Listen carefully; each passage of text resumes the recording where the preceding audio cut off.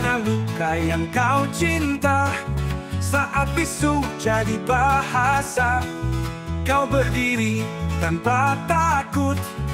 Meski badai datang menyambut, engkaulah nyala api di malam gulita, sang putri bangsa yang tak pernah lelah. Saat banyak diam, kau pilih berkata, rakyat harus tahu kau bersuara.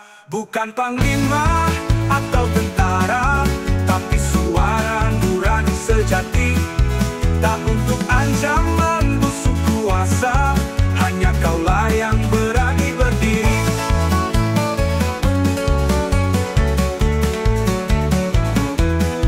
Sejarah akan menulis namamu sebagai cahaya dalam kelam bangsaku. Engkaulah nyala api di malam gulita, suara-Mu warni tak pernah lelah. Saat kebenaran jadi barang langka, kau lawan gelap dengan cahaya. Ini suara Ibu Pertiwi yang bangkit berdiri takkan dibeli. Dia yang berdiri, suara hati Indonesia belum mati.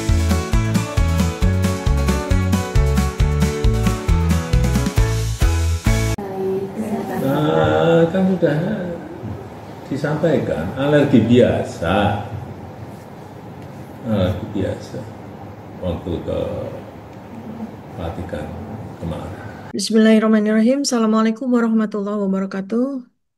Sahabat Dr. Tifa dimanapun Anda berada, saudara-saudara sebangsa dan setanah air. Kulit yang menggugat ketika tubuh tak bisa lagi menyembunyikan kebenaran. Apa yang kita lihat pada wajah seorang mantan penguasa bukan sekedar tanda usia. Ia adalah geografi penderitaan, peta psikologis, dan naskah yang ditulis oleh sistem imun. Tubuh manusia tidak pernah berbohong. Ia adalah pengadilan yang lebih jujur daripada institusi hukum. Ia menyimpan rahasia yang tak bisa dihapus oleh pidato, disamarkan oleh protokol, atau ditutup-tutupi oleh ajudan. Melalui media, seluruh rakyat melihat kulit mantan Presiden Joko Widodo mengalami perubahan drastis dari bercak kehitaman dan kemerahan dari wajah hingga leher, warna kulit, tekstur, hingga integritas kulitnya. Ajudan menyebutnya terkena alergi kulit pasca kunjungan ke Vatikan. Perubahan signifikan ini terjadi antara Mei hingga Juni 2025.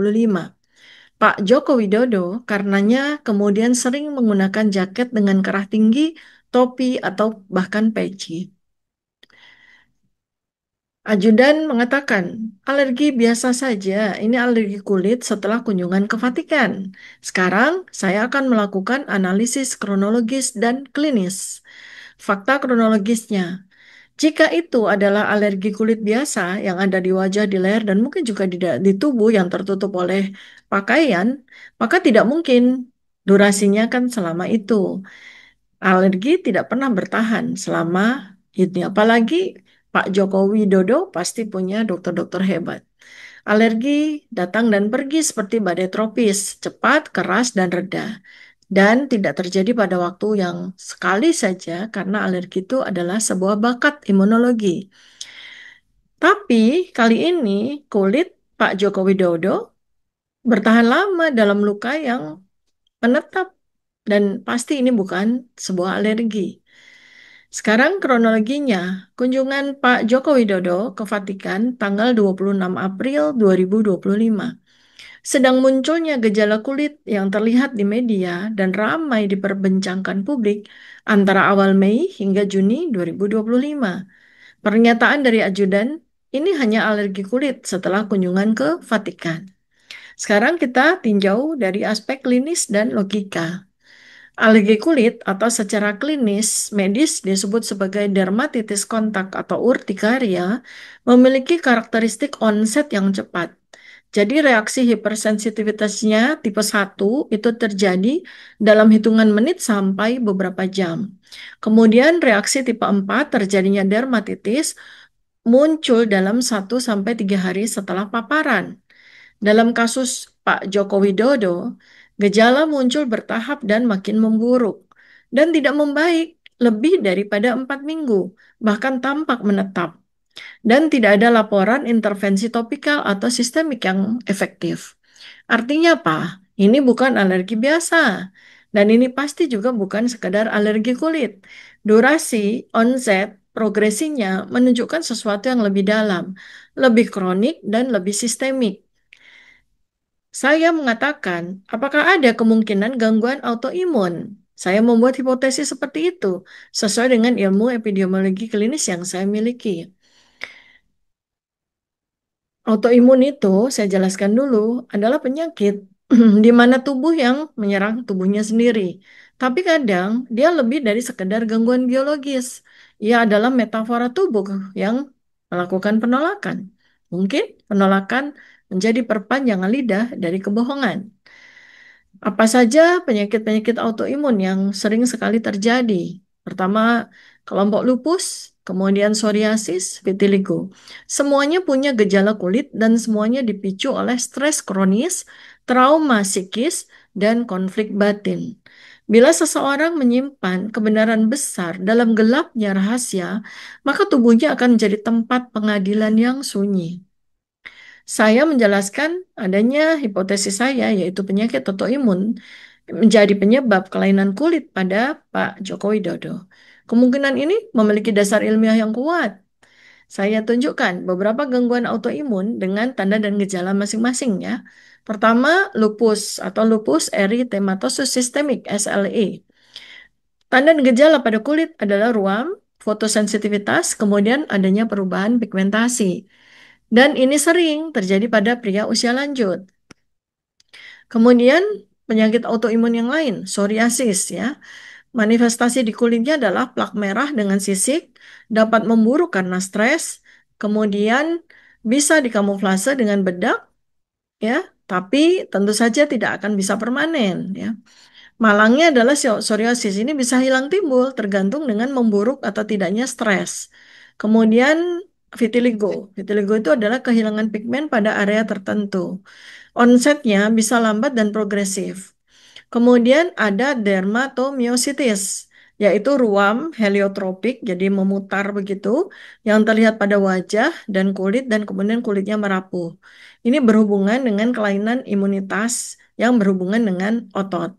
Kemudian ada lagi pemphigus vulgaris, jadi kulitnya berlepuh, sangat kronik. Jarang tapi fatal jika tidak ditangani. Untuk yang terakhir, saya tidak melihat terjadi pada wajah dan kulit leher dari Pak Joko Widodo. Sebaliknya, kulit Pak Joko Widodo tampak menunjukkan perubahan pigmentasi, tekstur yang tidak seragam, dan kekasaran inflamasi, yang itu tidak khas untuk sebuah alergi, tapi lebih mengarah pada kondisi autoimun kronik. Sekarang kita melihat dari dimensi imunologi dan psikospiritual. Imunologi stres.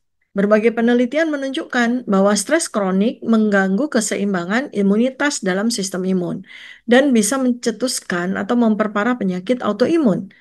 Kepemimpinan dalam kondisi tekanan geopolitik yang terjadi seperti mantan Presiden Joko Widodo ini, kemudian ada dugaan pemalsuan dokumen, dan krisis legitimasi bisa menjadi stresor atau pencetus. Kemudian dari sisi psikosomatik kekuasaan. Jadi kita tahu berdasarkan apa yang statement-statement atau pernyataan-pernyataan yang dikeluarkan oleh Pak Joko Widodo selama menjadi presiden selama 10 tahun, banyak sekali kebohongan-kebohongan yang dilakukan. Yang kebohongan ini ditekan dalam bawah sadar. Lama-lama akhirnya bisa menemukan jalan keluar melalui apa? Melalui appearance tubuh. Dalam ilmu neuroimunologi, kebohongan yang disangkal secara mental dapat menekan sistem imun dan memicu reaksi autoimun sebagai bentuk konflik internal yang diproyeksikan kepada fisik biologi. Kemudian kalau kita lihat dari kajian filosofis dan spiritualnya, simbolisme Vatikan sebagaimana disampaikan oleh ajudan Pak Joko Widodo bahwa kondisi kulit ini terjadi pasca kunjungan ke Vatikan. Kunjungan ke Vatikan membawa muatan simbolik yang sangat tinggi, apalagi ketika tanggal 26 April 2025 itu seharusnya Pak Joko Widodo harus memenuhi panggilan dari pengadilan PN Solo yang sedang membahas tentang kepalsuan ijazah beliau. Tetapi beliau memilih untuk mengikuti perintah dari Presiden Prabowo Subianto mewakili pada upacara pemakaman dari Paus Fransiskus. Nah, jadi sekali lagi kunjungan ke Vatikan ini membawa muatan simbolik yang tinggi. Kenapa? Ya, karena Vatikan ini bukan sekedar tempat. Ia adalah medan getaran tinggi. Di sana, realitas yang disembunyikan akan dipantulkan kembali. Apa yang tidak diakui akan dikuatkan oleh cermin spiritual yang ada di Vatikan. Jadi kunjungan Jokowi ke Vatikan ini bukanlah penyebab penyakit, tapi trigger atau pemicu.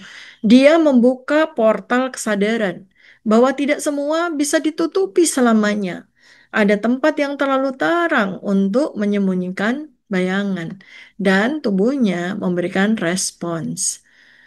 Jadi Vatikan itu sebuah pusat spiritual dunia, tempat pengakuan dosa dan kebenaran yang tidak bisa disembunyikan. Dalam tradisi esoterik dan simbolik, tempat seperti Vatikan bisa membuka medan energi dan mempercepat manifestasi penyakit batin ke permukaan fisik. Maka bukan tidak mungkin bahwa kunjungan ke Vatikan bukan penyebab langsung, melainkan pemicu spiritual yang membuka gerbang realisasi penyakit laten. Kemudian kulit sebagai sebuah pengadilan. Kulit itu saksi. Dalam Islam, ia akan bersaksi pada hari pembalasan, sebagaimana yang tertulis pada beberapa ayat Al-Quran. Dalam ilmu psikosomatik, ia bisa mulai bersaksi sejak hari ini, diam-diam, perlahan, namun pasti. Saya selalu percaya kebenaran jika tidak keluar dari mulut, akan keluar dari kulit, akan keluar dari penampilan tubuh. Apa yang disembunyikan oleh birokrasi, oleh polisi, akan dimuntahkan oleh tubuh. Apa yang ditutup oleh narasi akan dibongkar oleh fisik biologi. Ketika seseorang manusia terlalu lama memakai topeng, kulitnya akan mulai menyesuaikan. Wajah menjadi topeng yang permanen, gerak otot menjadi sinyal palsu. Dalam psikologi politik, ia disebut pseudologia fantastika. Ketika kebohongan dipelihara hingga ia menjadi bagian dari identitas, maka tubuh yang sesuai dengan nur ilahiyahnya akan mulai mengusirnya. Sistem imun mulai meragukan dirinya sendiri. Inilah awal dari keruntuhan internal.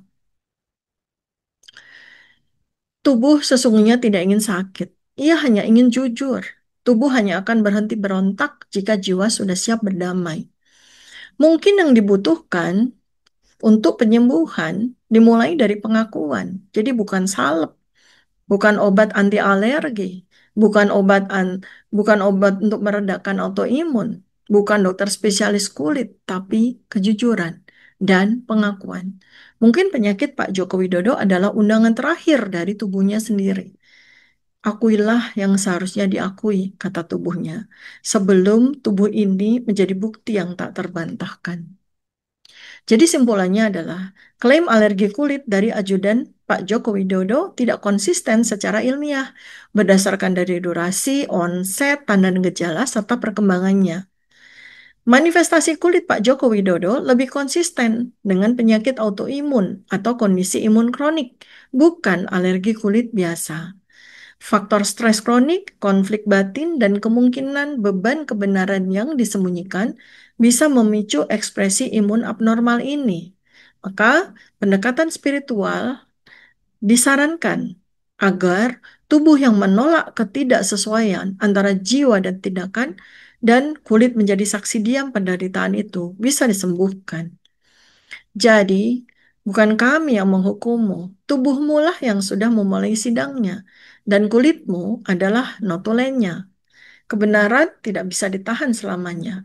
Jika ia tidak keluar dari mulut, ia akan keluar dari luka. Assalamualaikum warahmatullahi wabarakatuh. Salam kebenaran.